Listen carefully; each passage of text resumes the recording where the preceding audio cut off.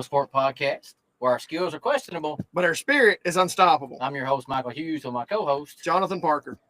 Welcome to episode 7 of the Dugout Dads Local Sports Podcast here. Jonathan, once again, another good night or good week of high school football action, middle school football action, and then some really, really good college football action this week. First real good week of college happened this Saturday. A lot of good action on Friday night.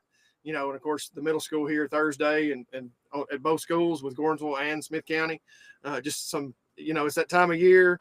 It's getting more toward, this is the last Sunday before October starts. And, October football starts. The temperatures is about to change and there's about to be some hard hitting going on. Yeah, before we dive into a recap, we want to thank our sponsors like we do every week. Our title sponsors, Kobe McKinney with Underwood Realty. We appreciate everything Kobe's done for us to help our program out here at Dugout Dads. Hashtag Hollies and Be the Gift for our Player of the Week segment and our shirts that we give out to those guys. And then Infinity Promotions for our backdrop and our apparel that you see here. And reach out to Infinity Promotions for any of your apparel needs that you may need. And we also have a new sponsor this week. And Jonathan, you want to highlight that? Yes, this week we have a new sponsor who jumped on. Our coaches segment now is going to be sponsored by Farm Bureau agent Anthony Hackett. Our coaches segment is sponsored by Farm Bureau agent Anthony Hackett, like I said, who shares your commitment to protecting your family's future. Farm Bureau offers tailored auto, home, and life insurance coverage to meet your budgetary needs. For a quote that provides the peace of mind you and your neighbors deserve, please visit the website or contact Anthony at 615-666-4025. So we appreciate Anthony and we appreciate all of our sponsors. And guys, also I want to say a little bit about the shirts. Sorry, our Player of the Week, we haven't got them out to you yet. We're still waiting on. They should be delivered this week.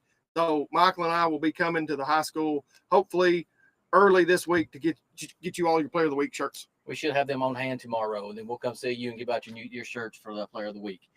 So once again, going into this week of football, we start Thursday night in middle school, and you look at Gordonsville, who goes down to Westmoreland and plays Westmoreland for that CBC championship. Wins a tight game there, 40-36, and it's a back and forth battle. And at one point I looked, and it was like 8-6, right? And then Gordonsville comes out and actually wins the game at the end on a Caden Potter run down to the inside the goal line or inside the 5 to kind of ice that game out for Westmoreland or for Gordonsville. Yeah, so we saw him a lot this season. Watched him on film, watched him here against Smith County. He's a very talented kid at that middle school level. And congratulations to Gordonsville for winning that CVC championship, another championship over there for them. And I know all the coaches and all the parents are super excited about what's going on over there in their middle school and looking forward to them getting to the high school. And then you come over here to Smith County in the hole last Thursday night. Smith County comes in, or White County comes in to the hole here. And, we actually play a really good game. We'll talk to Coach Gammons about it here in just a bit and win that game 38-8. Yeah, Michael, I was over there doing the chains again. And really for me, since I've been doing the chains, it was the most complete ball game that I had seen, you guys put together start to finish. It was very, offensively, you kind of mismatch teams with your offense. But what impressed me more, y'all played under control Thursday night, and the defense really held what I would consider a really good White County team to only 8 points. Yeah, and you look at it too. Thursday night was one of our least amount of penalty games that we've had this year. And it was a great time to do that. Right, when you get to the playoffs, that's when that needs to happen. Right. You get down. Once playoff time starts, once championship time starts, it's the little things that matter most. Whether those are turnovers, whether those are penalties, negative plays that matter most, and y'all seem to limit the damage with that. And got a really good positive return on what you guys have been working on there without little to no penalties, little to no turnovers. And again, just a solid performance start to finish for 4 quarters. Yeah, we'll bring Coach Gammons in here in a few minutes. We'll talk to him more about that game. But Jonathan, if you want to go ahead and go over a recap of our scores, we'll do that. And then we'll get into our Beat the Dads Pick'em segment. Yes. So from this week, we had Clay County with a big 30-21 win over Cannon County. Clay County is now 5-1. Cannon County drops to 3-3. Beach, of course, Caden Powell leading them to a big 42-0 win over Hunters Lane. Beach now 4-1. Look at Lebanon, Chuck Gentry, and a score that kind of surprised me a little bit. They only beat Hillsborough 7-0. So a defensive battle. I looked at Hillsborough's stats, and they're holding teams to next to nothing on the point. So their defense must be very solid. But Lebanon and Coach Chuck Gentry 6-0. You look at Coach Chuck. Coach, you don't mean to cut you off. Coach Coach Chuck Gentry is now second in all-time wins at Lebanon High School. Yes, with 58. I saw it with 58. Oakland continues to roll. They've only given up 20 points the whole season. They're 6-0. They beat Blackman, a rivalry game, 32-0. You had Smith County with a big 22-8 win over Trousdale, and Gordonsville with a big 48-7 win over Jackson County. And of course, Gordonsville now 6-0, 2-0 in the region. Smith County 2-0 in the region now, and 3-3 overall. Kind of righted the ship. Got back-to-back wins now over a really much improved Trousdale County team. So again, kudos to our local schools and what they've done the last few weeks, and what Gordonsville continues to do. They're just a machine right now, rolling. Now it leads us into our Beat the Dads Pick'em segment. And Jonathan, this has really turned into a fun competition. Yes. We started out with 30 or so entries. We're hitting over 50 entries for the last 2 weeks. And, it's fun to look at these every Sunday morning, right? We get in there, we talk about this in our group chat, and, we look, especially ours, of course, with our producer, Matt Ender, who went 0-10 this week, so we look at that and actually he went 5-5. He really didn't go 0-10. But, we sit there and we look at that, and we're really a good time doing this. We got the high school coaches involved and the middle school coaches involved, and then Shay from the Courier, and then we have our weekly guest picker. And dude, it's really turned into a fun thing. Yeah, I mean that's what we did it for. It's just for fun. It's for us, it's for bragging rights, and we want to get the community involved. We want to try and drive people, to come watch our show, and it's just something fun to do. And we had 7 entries this week, or eight entries. We had 8 entries this week, but let's talk about the results from our pick 'em. I went 6-4 this week. So Jonathan, you won for 3 weeks in a row. You won the dad segment there, but Coach Dyer had a great week as far as the coaches pick go. He went 8-2 this week. Yes. Coach Gammons goes 6-4, and then John Potts, who was the mayor of Gordonsville, was our weekly guest picker, goes 7-3 this week. So yeah, it just continues to be fun. Again, we're having fun doing this with all the coaches and us and our guest picker. If you want to be a guest picker, reach out to us. I think we've got one next week or in the coming weeks that's pretty close. We may have a couple of Dugout dads' wives that may be coming on to they want to come on and have their picks. So again, it's just we're having fun doing it, and we hope you guys are having fun with it as well. Yeah, and this week we had 8-2 entries this week. Trace McGuire, Ben Silcox, Danny Rose, Matt Farrell, Anthony Hackett, and Coach Dyer was 8-2 and well. He just don't fall into this category because he's not eligible for our gift card that we give out. But our winner this week was Missy Baker, who goes 8-2 and then picks the correct score for the Titans game today and 26 total points. Which, kind of bad for the Titans because they didn't score a point. But, Houston scores 26. So congratulations, Missy. We'll be reaching out to you and getting you your $20 Amazon gift card. So, again, guys, we've got this week's matchups already set. We'll be sending that out tomorrow. And I'm going to make the games a little tougher this week. Of course, we got Tennessee. We always said we was going to have Tennessee on, but we don't have Tennessee with a bye week this week. So I've kind of made them a little tough this week. So good luck, and we look forward to seeing your picks. Yeah, all these 9-1 and 10-0 picks, those are just not even fun. So we're going to make them a little more difficult where, we may have some 3-7 weeks. You just don't know right now. But remember, you got to beat us. You got to beat us to be entered for that gift card. And like I said, we had 8 people that beat us this week. And, we will keep sharing that with us, keep putting that out there. We had such a good time with it. We hope, Mr. Ender don't go 0-10 this week. He producer on our show, and, he's one of our last guys to actually was the first guy to put in his pick this week. I'll mute y'all's mics. It ain't no problem with me. I can't help it that Jonathan can't read what. Well, it just said, in my defense, it only said Matt. So, I mean, we have a country full of Matts, I'm sure. So without a last name, I wasn't sure who it was. So, but congratulations on going 5-5. Again, you're losing to me again. I'm glad I'm off camera. So what we'll do, once again, we appreciate everybody that does our weekly Beat the Dads Pick'em segment. We do appreciate all the participation with that, and we can't wait to see how many more we can get up to. We want to get up to that 100 mark, right? We want 100 people to do those entries. So if you see that link, please share it out with all your friends. It's just something to do for fun. But we're going to less than 10 seconds. Less than 10 seconds. Yep, you can do it on your phone. You can do it while you use the bathroom. You can do it on the road. We don't suggest you doing it while you're driving, but you can. But we do appreciate all the contestants that are entering that for us. So Jonathan, we'll move over to our middle school, and we'll bring Coach Gammons in, and we'll start talking about a little bit about Smith County Middle School football. How's it going, All fellas? right, come on in, Coach. Coach Gammons. Once again, we appreciate you coming on this week. And, over in the hole, White County comes in, and, we kind of had a really dominant performance from start to finish this week, right? Mm-hmm. We come out in the first minute and a half, we scored 16 points, and, we kind of took the sails out of White County, early on. Yeah. And, talk about the tone and how that was set this week. Yeah, we set the tone early and set it off. And I feel like White County was having to play behind pretty much the whole night. They got, a little bit of momentum late in the second quarter. They scored a big long touchdown on a counter play. But we pretty much answered right back. And they were playing behind the 8 ball, but I felt like on both sides of the ball, we executed and did what we did. They did a pretty good job for the most part at trying to stop at what we do. They realized we run to the strength a lot, so we had to rely a lot on some misdirection stuff. But we're able to execute on that. And then, their inside zone stuff they've been doing really good at that we were worried about on film. I felt like our D-line held their own. They played gap control. The ends did what they were supposed to do. Linebackers, it was just overall a group effort out of everybody. And I'm proud of the way, and I tested the guys this week about limiting the undisciplined mistakes and, silly penalties that we don't necessarily need. And I felt like we did a lot better job at that. So I was really proud of the effort that our guys had last Thursday night.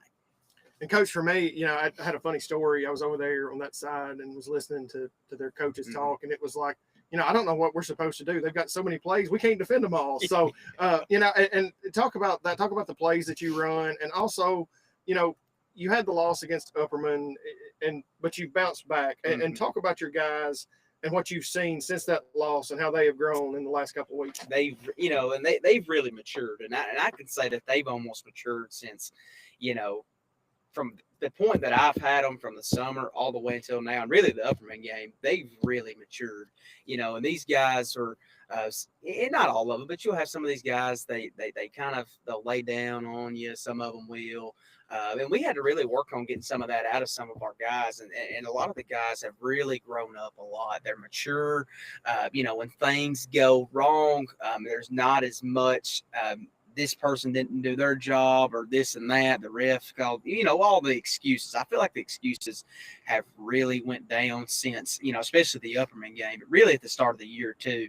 I feel like we've grown up and we're just a mature football team. We're accepting our mistakes and what we do. And like, Coach, that's on me, and we'll move on. But I feel like definitely that Upperman game woke us up because we were definitely complacent with how we were playing. We thought we could just get off the bus and put 40 on anybody. And when you have that mentality, you see like what happened with Upperman. You have a bad night. You're not thinking about what your job is and what you're supposed to do. You make undisciplined mistakes, and I feel like ever since that night we've really cleaned that up and really make sure that we set the tone from start to finish. And I feel like that's something that's really drastically improved our team since that night. So and you look at we'll talk about both sides of the ball for just a couple minutes here. You look offensively, Colton Jenkins has a pretty good night running the ball once again. So he has a good night. We didn't throw the ball all that well. Other than that, but we made plays when we had to in the air. But, then you look at our running backs with Jaden Agee and Jostin Antonio, then you had Colton Jenkins on top of that. They had a really good night controlling what we needed to do. Hagen Starnes had a big catch for a first down there on the opposite sideline. You look offensively, they did stop what we want to do a little bit, but then we countered what they was doing to get what we need to do to win the game. And that just attests to, how many guys we can rely on on our team. A lot of people on the inside or the outside looking in, they may think, well, they've got 14 and 17. You stop those guys. And there's been several people that I've heard from this other coach saying, we stop 14 and 17, we got a chance. But, you got to realize we got other guys that we can utilize out in space. Hagen Starnes, Jaden Agee. You also got Bryce Maneri, B. Hughes. You got a lot of different guys that you can use offensively. And so if you try to focus on one or two guys, then you put everybody in the box. Like notice, like White County, they try to keep everything inside the tackles. And we started utilizing that space, with our receivers and also the other guys that we have. And I think that's what's made us so hard to defend this year. Like in middle school, you typically will have one or two guys that's really good. You stop them. then you got a pretty good chance at winning. But I feel like with us, if we can't get Joe going or we can't get Colton going or whoever, we've got those other guys we can rely on to make plays for us. And that's really what's attributed a lot to our success, is that we've got so many guys that we can rely on to make the big plays when we need them to. So, Coach, you talk about you've had the kids all summer long. Mm-hmm. We look at everything from this point's been behind us. Mm-hmm. Championship Thursday Mm-hmm. is this Thursday. Mm-hmm. I know you're not putting any more added emphasis on that, Mm-hmm. and you play York. Yep. And what challenges that they're undefeated, correct? Mm-hmm. Correct. What challenges are they going to bring here this coming Thursday? And where have we got to look, and where have we got to stop, and who are their key players? Yeah, they're a very physical bunch. And I actually tell you a funny story. So before the season started, they tried to keep us in York out of the playoffs due to some things that are outside of our control. It's more of the, with the school and stuff. So, it's funny going back. I was talking to York's coach. I said, it'd be really funny if me and you met up in the championship game in October. And sure enough, that's what it is. But yeah, no, they're a really physical bunch. And they're a bunch that they don't really do a crazy amount of stuff. But they're not trying to hide what they do. They're very good at it. They execute it, and that's what's attributed to their success. And they got a couple of guys that's pretty good athletes. They got a number 23. I don't know his name, but he's electric. He's a guy that he's physical, but he can also make you miss out in space. And he's really their bell cow. And they got another guy at 24. He's more of your hard nosed wing back. He'll get downhill and run over you.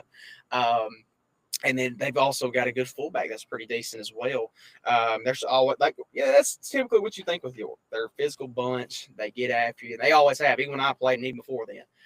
So it's really going to test us because, in my opinion, this is probably going to be the most physical football team that we've seen. But also, too, I can say that I think we're the most physical football team that York's going to see, and especially the fastest football team. So it's going to be two heavyweights going at it on Thursday night. I think the best two teams are in the championship game for sure.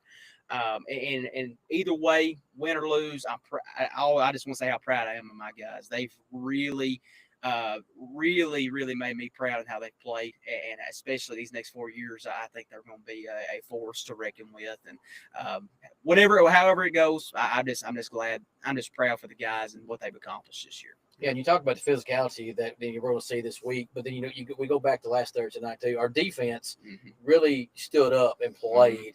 The best defense. I feel like the best overall defensive game that we've had all year long. And you stayed up front. It started up front. Yeah. We had some really good play up front. And then, if you look at the stat line, our DBs and cornerbacks didn't have a lot of tackles, and that's what you want. Absolutely. Right? You don't want them to get in that deep into the backfield. Absolutely. Or into the defensive secondary, and they didn't.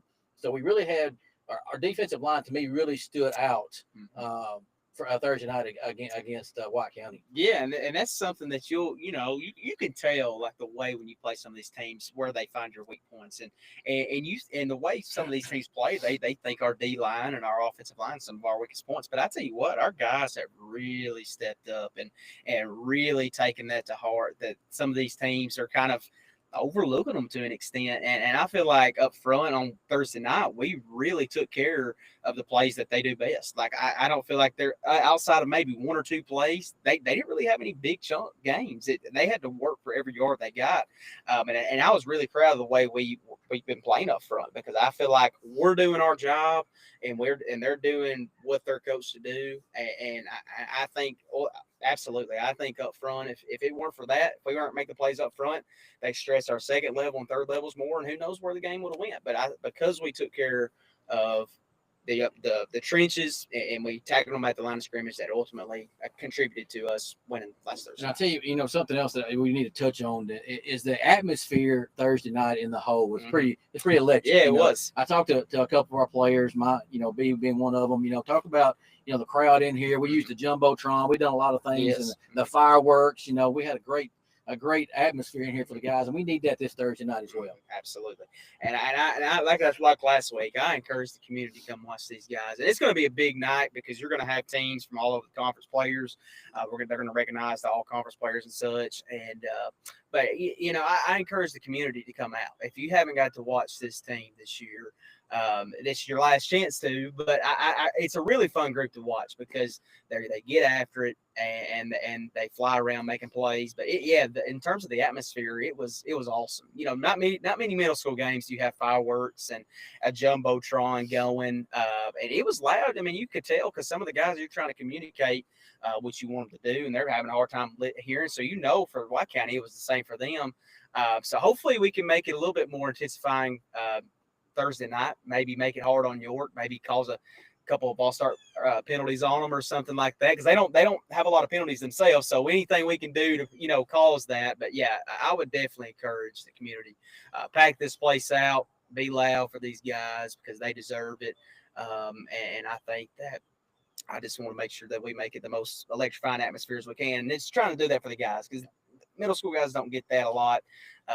And so to make it feel like a high school playoff game, I felt like we definitely did that last Thursday night. Yeah, I think if I read it's a gold out for the student section this week. And that's what, I guess people who don't come don't know that we even have our band, a pep band coming to play to play the game. We had a student section last week over there, guys. And you guys that come out and whoever watches our show, you go back and listen to it, that come to watch the high school play, come support this middle school program Thursday night.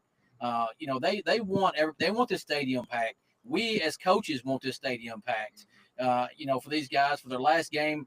Of 19 eighth graders we got on our team. It's the last time they'll play here as a middle school player. Come support these guys. Come be loud, man. I can't wait for the atmosphere to be here Thursday night. And Coach, we appreciate you coming on with us the times you've been on. Absolutely. Good luck this Thursday night. We look forward to having you on. I think next week we're going to try to have our player segment. And also, guys, if we can make it happen, Dugout Dads is going to do our best to live stream the game here this Thursday. And so you can watch it from home if you can't make it. But we want you to come out. But we're going to try to do our best to get it out as many outlets as we possibly can. And you may have to listen to me do it, but because Michael's going to be on the sidelines. But I may be up in the booth with. Throw him a mic. You may not want to hear it, but we can throw him a mic. I'm not sure they want to hear headset talk. Probably not. That might be a little interference with the opposing team over there because they might be listening to you. So that is true. There's about a 20-second delay. They won't mind. But once again, we appreciate you coming on all week long. And as Jonathan, as you said, we're going to buy some players out next week to come on when Coach Gammons here and talk about how their middle school season went, win or lose. We're going to invite those players to come out and be a part of our program. Absolutely. And I'm looking forward to that because they, like I told you guys a while back, they deserve that, like all the recognition they've been getting. This is a way to do that for these guys. And I appreciate you guys doing that because you don't get that a lot or in some areas. I mean, some areas don't have that kind of access. So the fact that we can get to talk about a lot of these guys and what they're doing, I think it's pretty awesome. So hopefully we can come out with a big win on Thursday with some gold. Put that in the trophy case. I mean, that's one thing about it. This Smith County Middle School team in this conference has never won an Upper Cumberland Conference. So that would be a milestone for these guys to do this Thursday night. Coach, best of luck. Appreciate you. Thank y'all. Thanks, Coach. See you. And Jonathan, as I mentioned, the crowd, even upstairs when I'm in the booth and we're coaching, we're listening. You hear the crowd and you hear the atmosphere. It was electric, right? It was a pretty good crowd for that middle school game, and we need it again this week. Yes, absolutely, and you can tell that the atmosphere is growing. It's getting bigger each and every week that I've been here and seen these guys play and seen the stands. It continues to get larger, and I'm very excited about this Thursday night and seeing what we can do against York. So once again, we're going to switch gears now. We're going to talk about our high school segment. We're going to bring Coach Matt Dyer in, and we'll talk a little bit about the Smith County Owls, who are now 2-0 in region play. And beat Stroudsville County 22-8 on Friday night to go 2-0 in region play. And Coach, once again, thank you for coming. We appreciate you coming every week. You don't have to hold it this week. You just do whatever you want. What do I do with my hands? Ricky Bobby, right? What do I do with my hands? Yeah. But once again, congratulations on a big region win to go 2-0 and stay tied for first place in the region this week. I appreciate that, guys. Our guys played hard. I was proud of our coaching staff, proud of our players. I was proud of our fans, our community that came out. We had a huge crowd.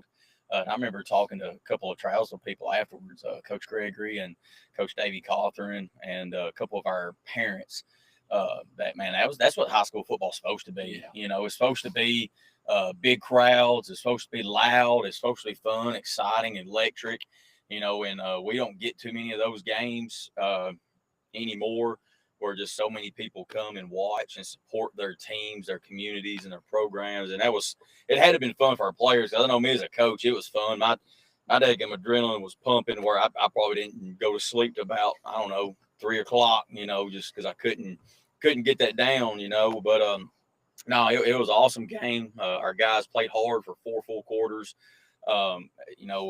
We still had some lapses here and there, especially right before halftime. But, a lot of that was on us coaches too. We're trying to get different personnel in the game. We had a little miscommunication between the sideline and the huddle. And so that's things that, you can fix and we got to work on. And because, that would have been a valuable score right there before halftime. But, I mean, outside of that, I was proud of our guys, the way they competed and just the way that they kind of fed off each other. They had the mojo, the juices flowing. And it was fun to see our guys be excited about making plays. And that's what we tried to tell our guys all year is like, guys, football is an emotional game. It's supposed to be played emotionally. You're supposed to show emotion, not negative emotion, but, sometimes you got to go through that in a game and you just got to be able to control yourself or control your teammate in doing that. But it was fun to watch our guys just compete. It was fun to watch our guys be emotional and celebrate each other. Today's environment, today's culture is, more about me, and I. So when you get to see, guys actually be teammates and, celebrate each other's successes and kind of pump each other up, that's always fun to see because that's how the game's meant to be played. And that's when, it's really fun. Coach, for me, I had a little concern about this game. They played Clay County the week before. They had them down 21-7. But I was thoroughly impressed. One, with the crowd, the atmosphere it's always electric down there at the Creek Bank. But for me, your defensive effort this Friday night was as good as I have seen this season. Our defense has really improved throughout the years it's gone on, especially limiting teams to, smaller amounts of points and being able to limit explosive plays. When you look at the last few games, outside of, I think, 2 plays in the Westmoreland game, or actually throughout the whole season, we've not given up a lot of big explosive plays, and we've created a lot of turnovers, more than we did last year. I think right now we're sitting at +2 or +3 in the turnover differential. So anytime that you can create more turnovers than, you have, you're going to put yourself in a more successful spot. But, you talk about the crowd too. These guys, these players, they deserve to play in front of an electric crowd like that. The amount of time they put in and the amount of pride that they take in, with what they do, that they deserve. I know we talk about, you don't want to be entitled, complacent, and all that, but just the amount of time that they put in and how much work they do, you deserve as a high school football player to play in front of a crowd like that. And it should be that way every single week, regardless of circumstances. They deserve that. But no, yeah, you're right. Our defensive effort was great. One, containing Trousdale's team speed because they were faster than us, across the board. Their skill positions, just because they were very athletic. But we did a great job of containing Hartsville's team speed. We did a great job of flying to the football, gang tackling.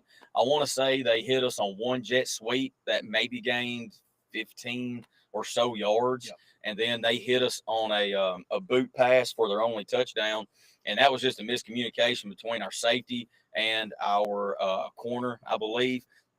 And then that was a 15-play or 15-yard touchdown. I don't know if we gave up a play longer than 15 yards, and that's huge for Trousdale's team speed, especially the week before when they jumped on top of Clay 21-7. During that time, I think they had 4 plays of 50 or more yards just in the first half alone. And then they had a couple of more big plays later on in that game. But no, Coach Hart does a great job with their defense, getting them prepared. Coach Hackett, Coach Jett, they do a great job of game planning each week and getting their positions ready, our defensive front, our outside linebackers, and, Coach Hart doing our secondary. But, very proud of our defense, proud of the grit that they showed, just sitting there flying to the ball. And, we had kind of a competition this week in practice on team defense. Just like, hey, don't be the last dude to the ball. Last dude to the ball, you got up downs and you're getting subbed out. And, after the first time or two, they were like, hey, okay, this is serious. If I'm losing reps because I'm not hustling to the ball, then I better get my act together. And and we always tell our guys, is like, the amount of love or care that you have for your teammates can always be measured by the distance you are from the ball at the end of a play, whether it's offense or defense. So if you don't want to be that teammate who's farthest away from the ball, whether it's offense or defense, because that means you don't care. Okay, regardless if you're tired, if you've been in the whole time, it's your job to sit there and hustle your tail to the ball. And so they took pride in that this week, and it showed Friday night where our defense was just swarming to the ball. They were like sharks in the water, and they were smelling blood, and it was fun to watch our guys swarm like that throughout the football game. And they kept us in the game. They kept us ahead in the game as well because they had 5 fourth down stops, and they created 2 turnovers. And so, anytime that you can give 6 or 7 extra possessions to your offense, that's going to put you in a great position to win ball games and help you be a lot more successful. Now, we didn't turn as many of those possessions into points, but once again, we had a couple of score lead. We played the field position battle. We were smart with our field position, and we had a couple of drives that we were able to take time off the clock. But, we had a penalty here or there that kind of set us back. But we were able to flip the field, and, we got the 4th down stops. So, it was kind of like Jackson County again, where it's like, okay, we'll play the time game. We'll play the field position game. We'd love to score more points, but as good as our defense is playing, we'll play that field position battle. We'll make Trousdale go 70 or 80 yards because they proved to us that they couldn't throw the ball effectively enough, and we were doing a good job. We were doing a good enough job defensively, keeping their playmakers in front of us and not behind us. So that was the strategy that we started to take when, hey, if we're not going to be able to put more points on the board, let's take as much time off the clock we can, and let's just make them keep huddling up, and we'll keep playing defense. Well, and you look at it, if you look at the more advanced stats, you hold them 3rd and 4th down, 1 of 12 on 3rd and 4th down. You have to be happy, about that effort. Anytime you can hold any team to just 1 conversion on 3rd and 4th, you're going to have a successful night. And that's what that's what I saw. Besides, and that's exactly what I was going to say. Those 2 stats right there were huge to me. But we said last Sunday, we had talked last Sunday on our show where you said, we hit the big plays. We're not getting those intermediate plays like we want. Yeah. I saw you guys do that. You hit your check downs more. We did. Friday night. It looked like that. We didn't try. We did hit a couple big plays, but we also hit a lot of underneath stuff as well. We did. And, that's the thing we kind of talked about all year, just being more consistent. When you saw us be more consistent and be able to sustain drives like that because, our quarterback was hitting his check downs, and it led to more first downs. A lot of people, they want to play old country cover 3 or some type of max coverage against us where they're just bailing and getting deep. They know we've got some deep threats. They know we like to push the ball down the field. Well, Riley just did a great job of understanding, like, I can't put the ball there. I can't push it. So, and we had great protection. We the last 2 weeks, our protection from our offensive line has been great. Coach Jett and our offensive line have done an amazing job the last 2 weeks in protecting Riley, giving him a clean pocket, giving him time to survey the field, look downfield, and if he don't like it, he can hit a check down. And Caden Mason and Dylan Raines and Lucas Cornell did a good job of that, and Ben Howe, where they are normally some type of check down in the flat or a choice route or something. Especially Raines, I think Raines had 2 or 3 catches where he picked up 10 or so yards a catch, and that keeps drives alive to where now your playbook opens up more to where, okay, we can keep the defense off a little balance here. And, the closer we get into the red zone or something, it just opens up what you can do. And it keeps you ahead of the chains. Instead of being 2nd and long and 3rd and long because you're taking a sack or you're taking a penalty, whether it's an intentional grounding, when you can stay ahead of the chains like that, it's a lot easier to call plays, for your offense. But, we were also so balanced. I think we had like 148 rushing yards, 149 passing yards. So we were able to kind of keep Trousdale on their toes with our run game. Riley did a great job of running the football either on our designed run plays or on his scramble plays. I want to say he led all rushers for our team, but that's another aspect of his game and our offense that can make us more deadly and make us more sufficient, is that if he can pick up those first downs with his legs, that's going to keep our offense on the field longer. That's going to keep us sustaining drives. And we've proven this year when we can have, I think if we can have an 8-play or more drive, we've scored every single time with an 8-play or more drive. We've got to have more of those drives where we can sustain that and get more of a rhythm. And like I said, we had some of the big plays. We had the big 40-yard fade to Gage from Riley. We had another big run play in there. I can't remember who it was. Might have been Rain. Well, it got called back. Yeah. But Rains had the big run play. It got called back. But, we did have the big plays, but we also had the sustained drives. And that was huge for us because, one, it took time off the clock. It made Hartsville nervous. It made them kind of deviate from what they wanted to do.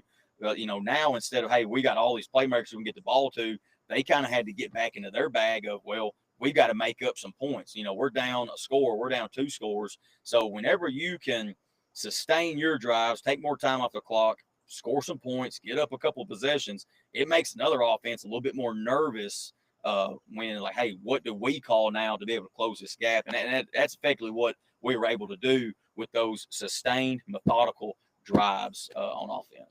That's what really impressed me because you've said it all year long. Every time you've come on the show, if we could just get consistency and those little things that we need to work on to win games, and you see it happening now, right? So 2 weeks in a row, you kind of see it coming together. Yeah. So hopefully, we keep moving on and just keep bringing it together to get to where we want to be. Yeah, and just confidence. Confidence is a big thing, with 15 to 18-year-old kids. When you can build a little confidence, the sky's the limit. And that's what it's taken the last couple of weeks is them to become more confident in what they're doing and seeing it being successful in the last 2 weeks with the 2 wins. And, hopefully, like you said, it continues to show. Guys continue to do the little things right, and we continue to put things together. And I know it's 6 weeks in, and you want to be more like a well-oiled machine, but sometimes you're a squeaky wheel. Squeaky wheel still turns. They still turn. It still gets the job done.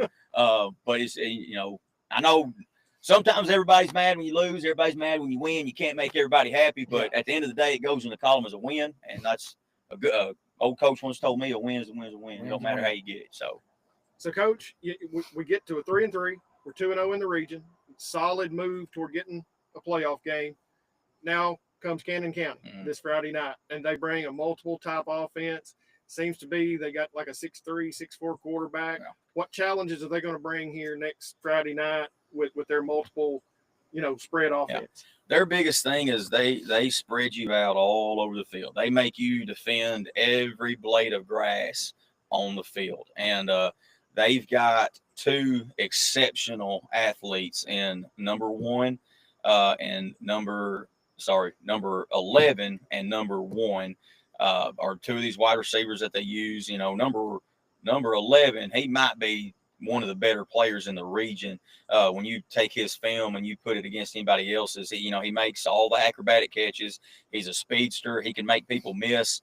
In the Clay County game, he made 3 people miss. They could tie his shoes.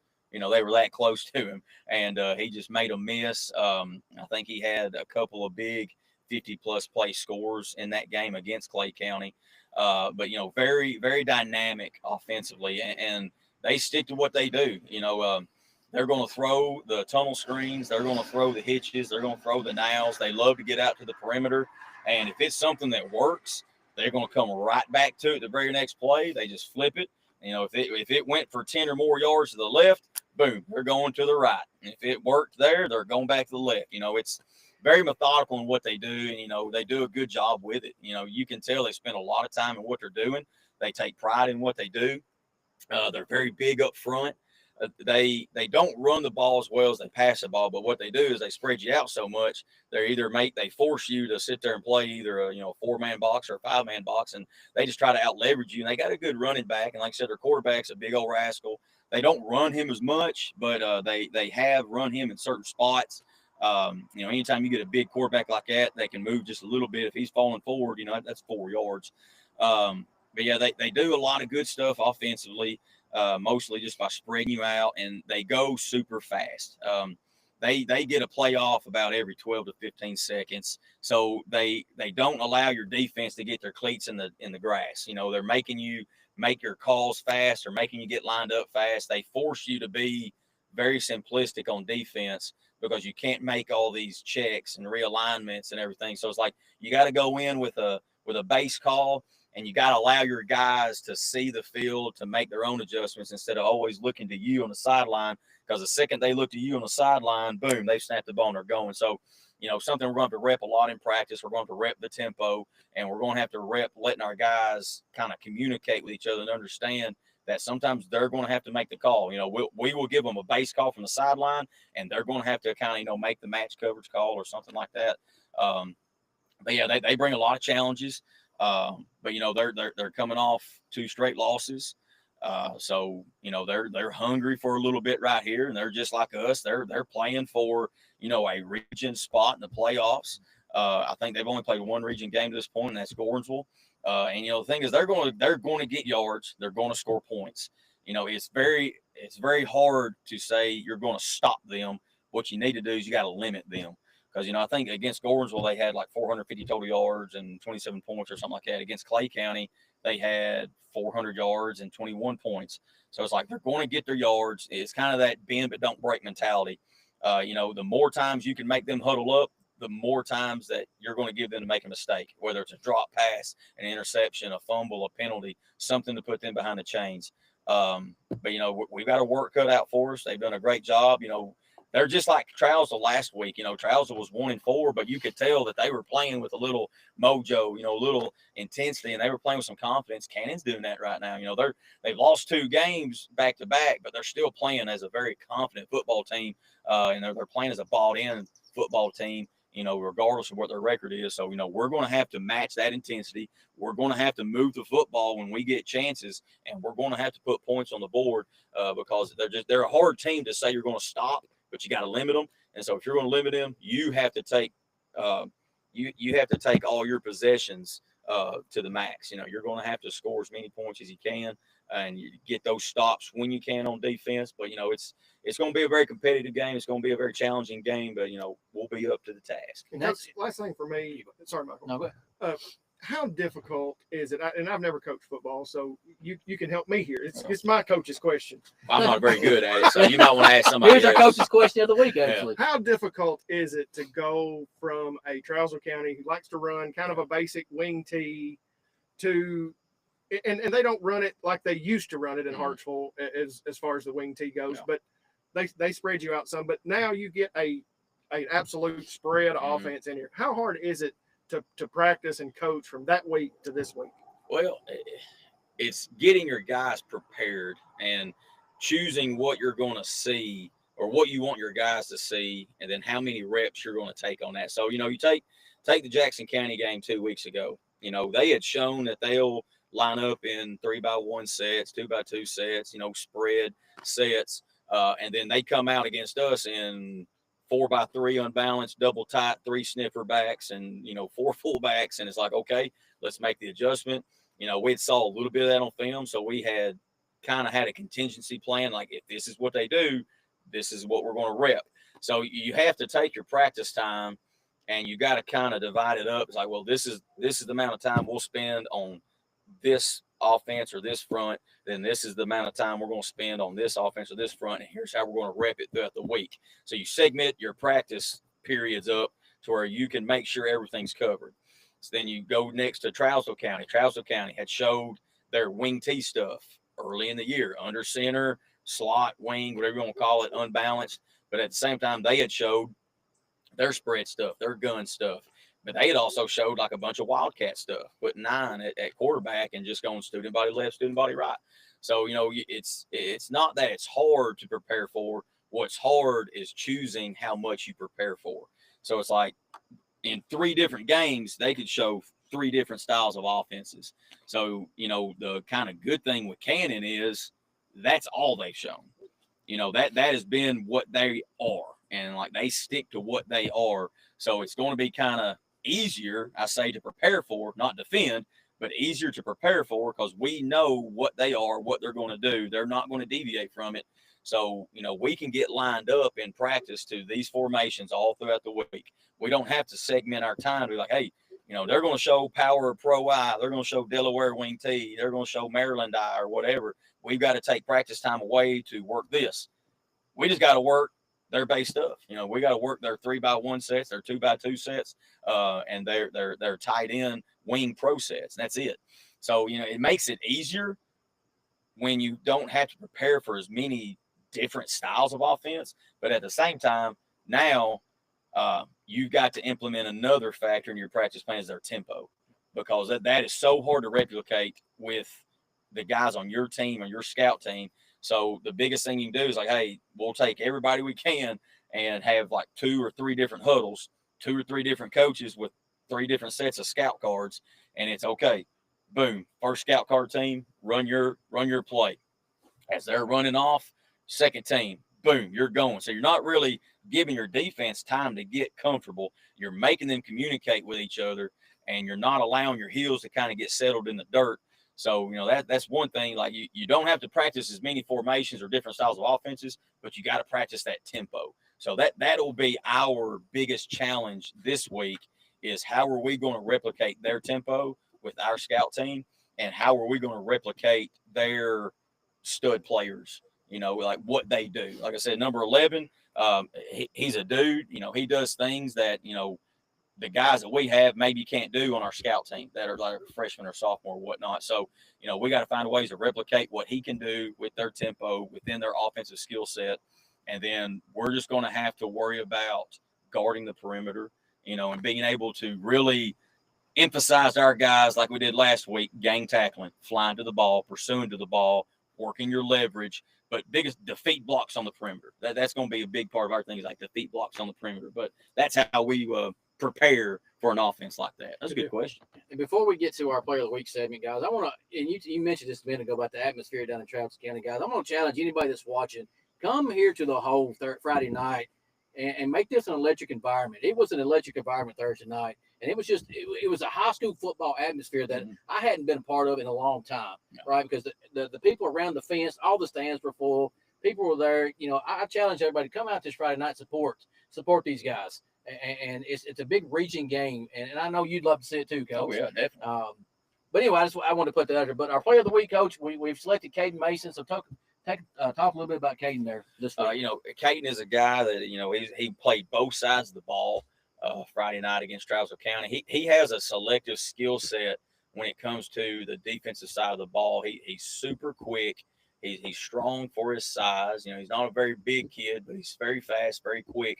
And, you take a guy like Caden that maybe weighs 145 pounds and you say, hey, you're going to play nose guard. You're like, why are you going to put a 145-pound kid at nose guard? It's like, well, one, he's super quick. When we slant him and we move him, and he can read exceptionally quick, we tell him to read the triangle. So it's like when you read the triangle, you're reading, those pulling guards to the backfield, to the ball. And he does a great job of doing that from the nose guard position to where if your center is not ready to snap and step, one way to block him or not, he's going to run by him. And Caden had a very good night Friday night of causing disruptions in the backfield because he was just so fast that they couldn't block him. And, he really takes pride in that. Whereas like most people are like, hey, you're 145 pounds. You should be playing like defensive back or linebacker or something. And he could probably, but it's like, his skill asset helps us better up front just because how quick and how strong he is for his size. And he did a very good job of that Friday night. And then on the offensive side of the ball, he had a very exceptional fourth quarter.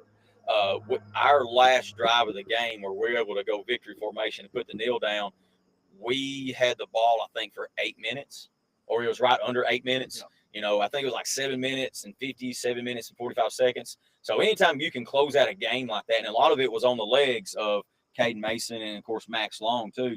But I think he had 40 yards on that last drive rushing because, he did a great job of setting up his blocks. He did a great job of getting behind his pads and going forward. And that's been one thing that our backs have had a hard time with this year of they want everything to be a touchdown run. So they're trying to run everything laterally instead of just, hey, we need 2 yards. Get behind your pads, put your head down, and go forward. He did a good job of that Friday night, even throughout the whole game.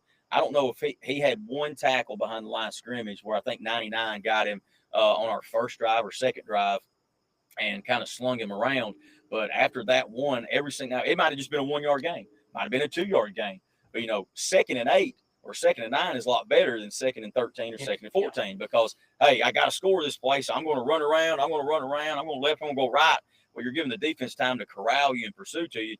When you can just put your foot in the ground and go north and south, boom, 1 or 2 yards. You might break a tackle. You could gain 3 or 4 yards. And he did that a lot in the fourth quarter where it's just, I'm just going forward. I'm going to run over whoever's there. And that's what allowed us to sustain that, 8-minute drive there because we didn't have a lot of 2nd and 12, 2nd and 13s, but we had very manageable 2nd and 8s, 2nd and 7s that, you're able to play a lot more with than, the extended down and distance. So, Caden, he's a great young man. He's a very emotional young man. He plays with his daggum heart on his sleeve all the time. Sometimes you got to bring him down to earth. Like, dude, that's a great job, but, don't lose your head. But, he takes pride in what he does. And so you want 11 guys like that where, they're a little bit of a maniac, just because, guys like that, they'll win you ball games. And so Caden Mason is very deserving of Player of the Week. Well, Coach, congratulations on the win Friday night. Look forward to a big crowd here against Cannon, and good luck going 1-0 this week. Yes, sir, guys. And appreciate before we let you go, you did win the weekly picks. You was 8-2, so you won this week. And my wife made a comment, said if you want to get TSU band to come every week, and we'll have a big crowd. No doubt, man. Hey, that was electric. I ain't gonna lie. I like listening to those cats. Now I made a point though, talking to the White Hat and said they can't play while we're on You're offense. exactly right. And he's like, we will shut them down, and imminent of the snap. It's like, good deal, because I know during pregame you couldn't hear nothing down there on the field. But no, it was a great atmosphere. I loved it. So, Coach, congratulations once again for being 2-0. We appreciate you and look forward to going 3-0 on Friday night. yes, sir, guys. Appreciate y'all and everything y'all do. It's Thank you, awesome. Coach. But once again, Jonathan, you look at it, it was an electric atmosphere. It was great. It was a great win for Smith County to go 2-0 on the region there. And our producer, Coach Mr. Andrew, told us we're losing some light here. We are outside here tonight. Yeah. Next week we'll know if we're outside. Go ahead and flip the lights on. That way we can have them on for the duration of the time. But let's talk about Gorns just for a couple minutes here. Let's flip over and talk about them. The train's still rolling for those guys. 6-0. They're undefeated. It's rolling the right way. Everything's working for them right now. Hopefully they can keep that train going. They got this week they play Westmoreland. Is it Westmoreland at Westmoreland or in Gornsville? It's at Westmoreland, which would be a pretty good match for those guys. Yes. But Gornsville 6-0 right now. They're rolling down the train. They ain't nobody stopped them yet, and that things are just working for them. And shout out to Waylon Kennedy for getting back this week. Yeah. Glad to see him back on the field. He was hustling his butt off like he always does. But absolutely, Michael. I mean, again, 48-7. You look at the stats, and it's kind of mind-boggling. Almost 500 yards of offense to 100 yards of offense. Again, I mean, Jay Foster with an absolute stunning game, 11 of 16, 268, 3 touchdowns. I mean, stat fillers up and down this sheet for Gornsville, and again, it just continues to roll. And I look forward to seeing them against Westmoreland, a bigger school, but I'm continuing liking what I'm seeing from Gornsville. And you look at the Stotts kid had a great night received, but I looked at Jay Foster. You're right. He filled the stat sheet up. Yes. Friday night, and he looks like he was one of the Tennessee State High School Players of the Week or something like that. I'm not mistaken. But he had a great game, and Gornsville's just rolling, right? I mean, Gornsville's 6-0, and right now it don't look like they're slowing down any. It looks like they're getting better as the year goes on. Absolutely, and that's you want to see progression.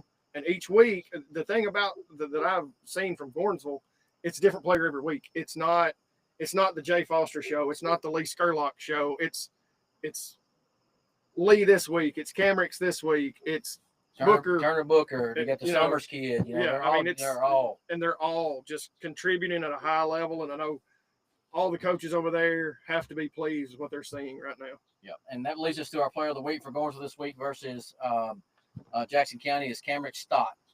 Camrix, I forget you could throw his stat line out there. He had 2 catches for 155 yards, and he had 3 carries for 23. So you look at almost 200 yards of offense just from one kid. Yeah. So it just, what else can you say? No, but congratulations, Camrix. We'll get you a shirt as soon as we get them in. All you Gornsville guys, we ain't forgot about you. We get you your shirt as soon as they come in. We'll bring them to you. So congratulations, Coach Jackson and his staff, for once again going 6-0 and seeing it goes coming out of region play now, going back into out of conference play to go up to Westmoreland, so you can go 7-0. Right. And Michael, before we leave, touching on a few of our collegiate games, we had Tennessee Tech with they continue to roll as well. They're unbeaten. They beat Tennessee State 35-8. We had Maryville, who has Bryce Curry and Javi Gaspar. They beat Pikeville 34-30. Vanderbilt, the pride of West End, continues to roll. The first time that they've been 5-0 in the last second time in the last 80 seasons. They beat Utah State 19-12 or something like that. Yeah, they said something like that. 55-35. Of course, the 2 big games of the night. Last night you had Georgia with a big win over Alabama 24-21, and Oregon beating Penn State 30-24. And big game James Franklin still continues to come up short in the biggest of games and the biggest of moments. And of course, our team that we support gave me a heart attack 7 times in the first quarter and about 17 times in the fourth quarter. But they go down to Mississippi State, and a very well improved Mississippi State team. Jeff Levy has got that thing turned around, and it's so quick to me. I was talking with you. It's a lot easier nowadays to flip that roster around when you have a head coaching change. And of course, Tennessee battles it out in overtime and wins 41-34. And gets a much-needed week off this week. They get a much-needed week off to rest, recuperate, hopefully get, those 3 stars. David Sanders Jr. did come in and play the last series, and he did have a costly penalty, but he came in and got some reps. I think you'll see him moving forward. You'll see him take that right tackle spot, and then, you hope you get Ricky Gibson and McCoy back, and then you're fully loaded. Yes, that definitely, glad to see David Sanders. He looks the part. He is a monster. But really and truthfully, what I want to see is get our defense healthy, get McCoy back, and hopefully get Ricky Gibson back again. Joey Aguilar has another phenomenal game. Again, he had 2 picks, but I think he's got 5 on the season, and I don't think maybe one pick that he's thrown this year, 2, maybe 2 that he's thrown that actually on him. The rest of them was off the hands or tip passes. Yes. Yeah. So again, it's good things on Rocky Top. Glad to get a week off. Look forward to bringing in Arkansas, who welcomes a new coach. Of course, Arkansas fired Sam Pittman today, and I would really like to see him in Knoxville. One of the best offensive line coaches in college football. But again, of course, they're going to have Bobby Petrino at the helm, and Bobby Petrino presents a problem because he can run the offense as good as anybody. But 2 weeks away, got 2 weeks to heal up, 2 weeks to prepare. Look forward to seeing what Rocky Top will have in store for Bobby P in his first game. And guys, I know we're losing a lot here, so we're going to probably cut a little bit short tonight. But, come out and support our local teams this week. Our middle school plays Thursday night. Gornsville has finished up their season. Our middle school, hey, we'll welcome anybody from the county. Come over here and support these guys in their championship game here Thursday night at Smith County High School. Then Smith County High School continues here Friday night for the high school game. And then Gornsville goes to Westmoreland. Go to Westmoreland and support those guys. Gornsville always travels well anyway. But go support those. Go support our local teams. Once again, we want to thank our sponsors here at Dugout Dads, right? We want to thank our sponsors, Kobe McKinney, who's with Underwood Realty, is our title sponsor once again. Hashtag Hollies and Be the Gift, who does our Player of the Week segment. Infinity Promotions for our backdrop and our tablecloth here. And then once again, we have a new sponsor and Big A Anthony Hackett from Farm Bureau. So we appreciate all those guys for being sponsors, and thank you to Mr. Enyard, our producer behind the scenes, who gives us our thumbs ups and our thumbs down for when we're doing wrong. So we appreciate him as well. And Michael, they may want us to continue. I've been told I look better in the dark anyway. That's true too. They may want us to continue. But look forward to, as you mentioned, we may have a special Thursday night broadcast. If we can get that set up, we'll live stream the game here Thursday night, and hopefully, let you guys see some middle school action. Yes. Stay tuned to our Facebook page. We're going to make sure that we can make it happen, but I'll be in the booth if we can, and we're hopefully going to be going live with the Dugout Dads and live streaming the championship game on Thursday against York. Yep. So from the Dugout Dads and Mr. Enyard, our producer. Actually, he's a Dugout Dad too. Come on now. From all the Dugout Dads here, where our skills are questionable, but our spirit is unstoppable. Until next time.